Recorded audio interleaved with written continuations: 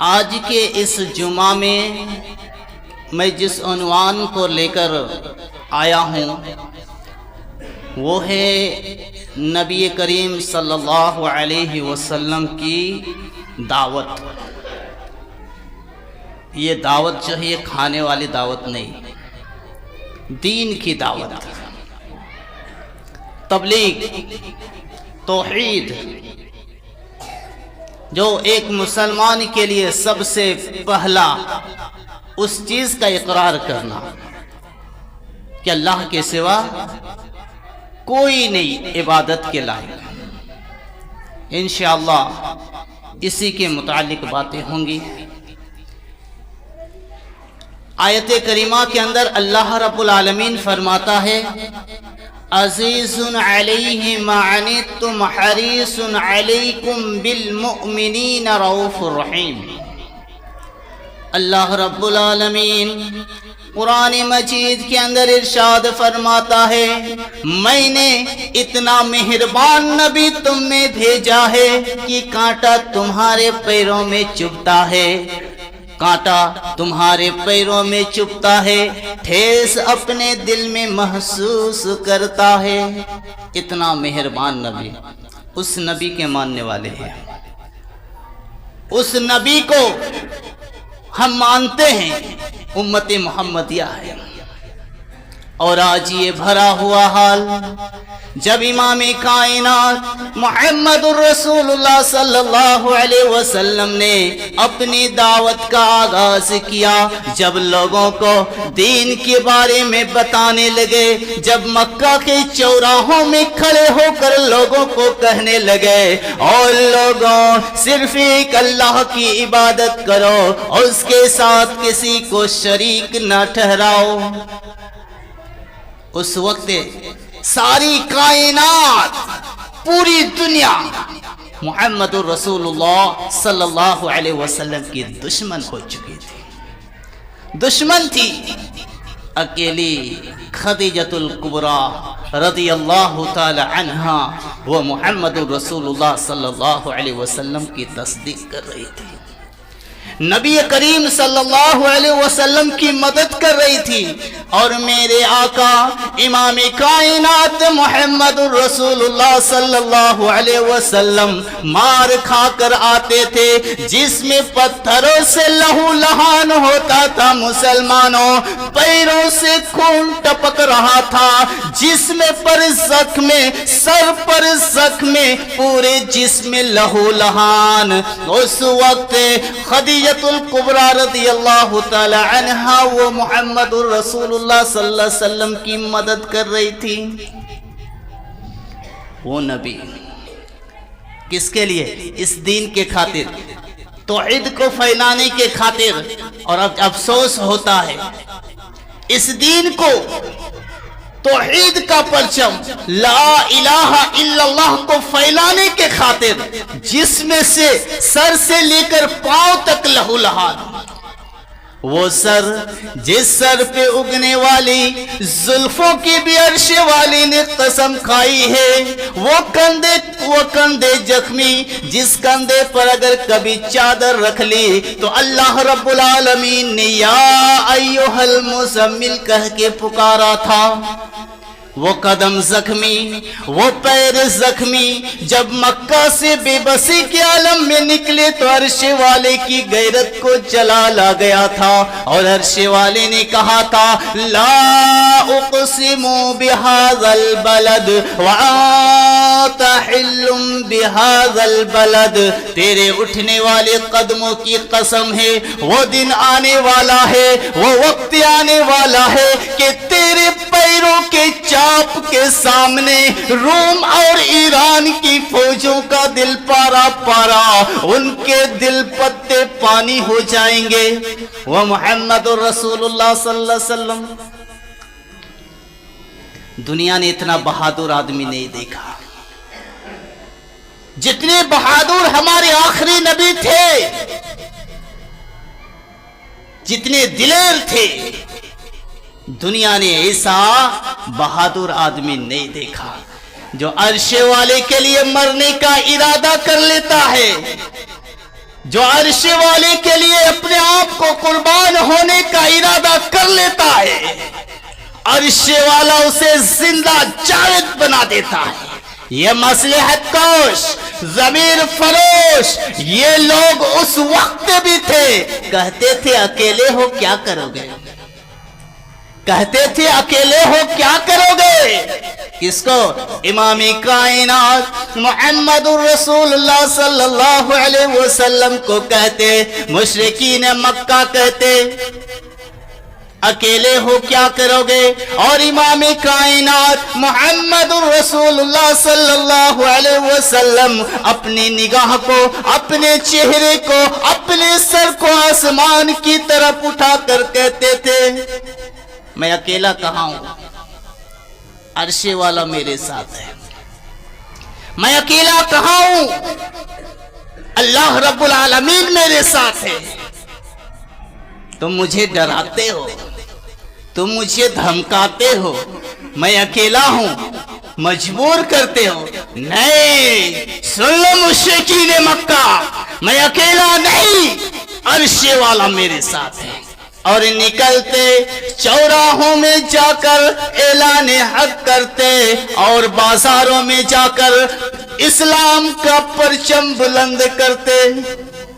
ہائے اللہ، کاش ہم وہ پتھر ہوتے جو نبی کے قدموں کو چوما کرتے تھے، کاش ہم کپڑوں کی وہ تالیاں ہوتے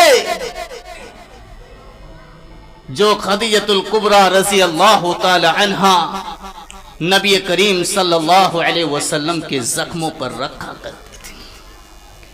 کاش اس دن ہم ہوتے اور اپنے آقا کے چہرے کو دیکھ کر امام کائنات محمد الرسول اللہ صلی اللہ علیہ وسلم کے چہرے کو دیکھ کر جہنم کو حرام کر لیتے۔ کتنے خوش نصیب تھے وہ لوگ، کتنے نصیب والے تھے وہ لوگ جنہیں سرور کائنات محمد الرسول اللہ صلی اللہ علیہ وسلم کے چہرے کو دیکھنے کا شرف حاصل ہوا۔ ان کی قسمت کا کیا کہنا،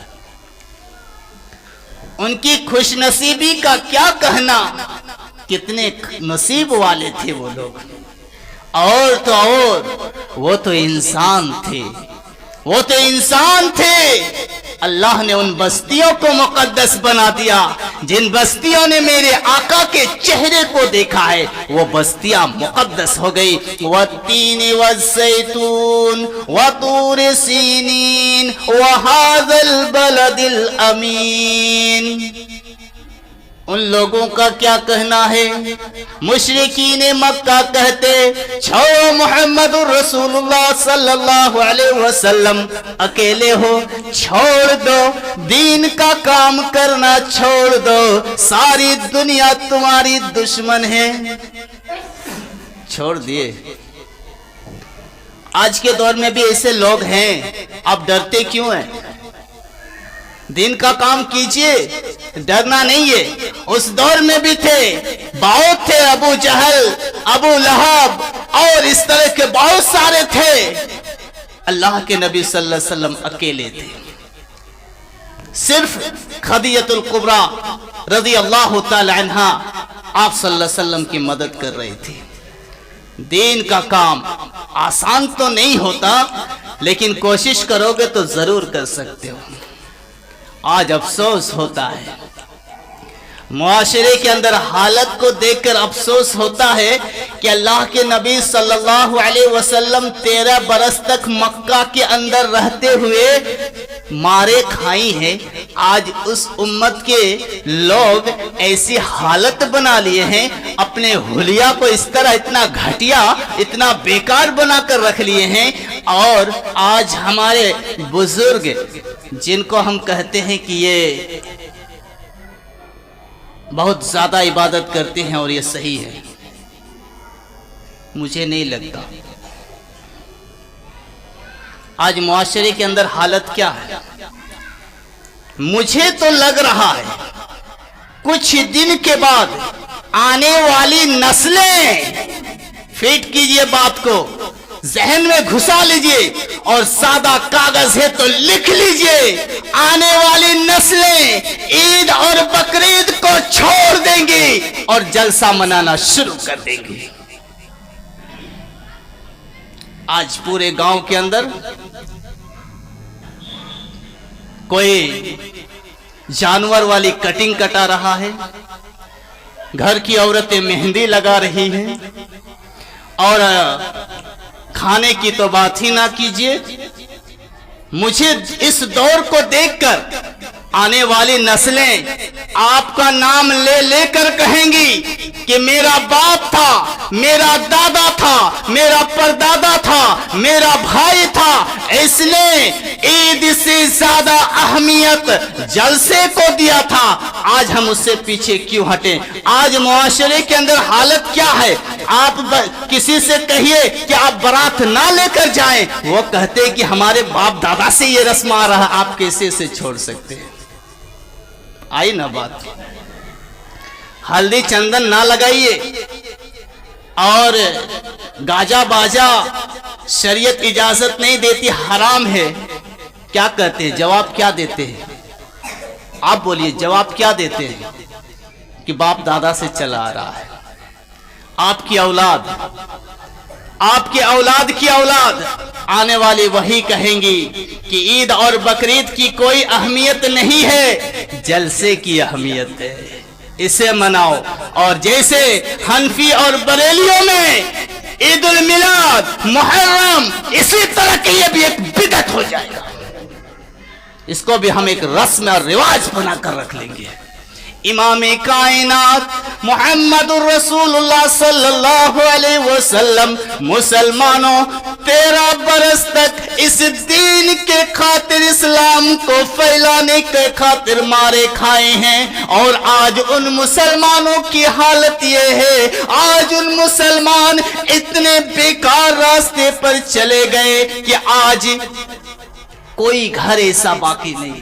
مہندی لگانا حرام ہے،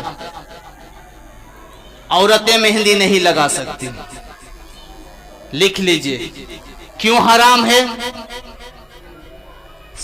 سنگار سنوار خوبصورتی صرف اگر عورت دکھا سکتی ہے تو اپنے شوہر کے سامنے، اس کے علاوہ کسی کے سامنے نہیں دکھا سکتی۔ اور آج کی عورتیں کیوں لگاتی ہیں؟ جن کی شادی نہیں ہوئی ہے وہ مہندی لگا رہی ہے، تو وجہ کیا ہے؟ شوہر کو دکھانے کے لیے۔ یہ رسم بہت ہی آگے تک جانے والا ہے، اور وہ اولاد آپ کا نام لے لے کر اس پر عمل کریں گی، اور وہ اولاد عمل کریں گی تو یاد رکھنا مسلمانوں، ان پر جتنا بوجھ پڑے گا اس سے زیادہ تم پر، ان مسلمانوں پر بوجھ پڑے گا، کیونکہ آپ نے وہ رسم لایا، مہندی ہو یا پھر کوئی بھی فضول خرچی ہو۔ امام کائنات نے سخت منع کیا کہ فضول خرچی اسلام میں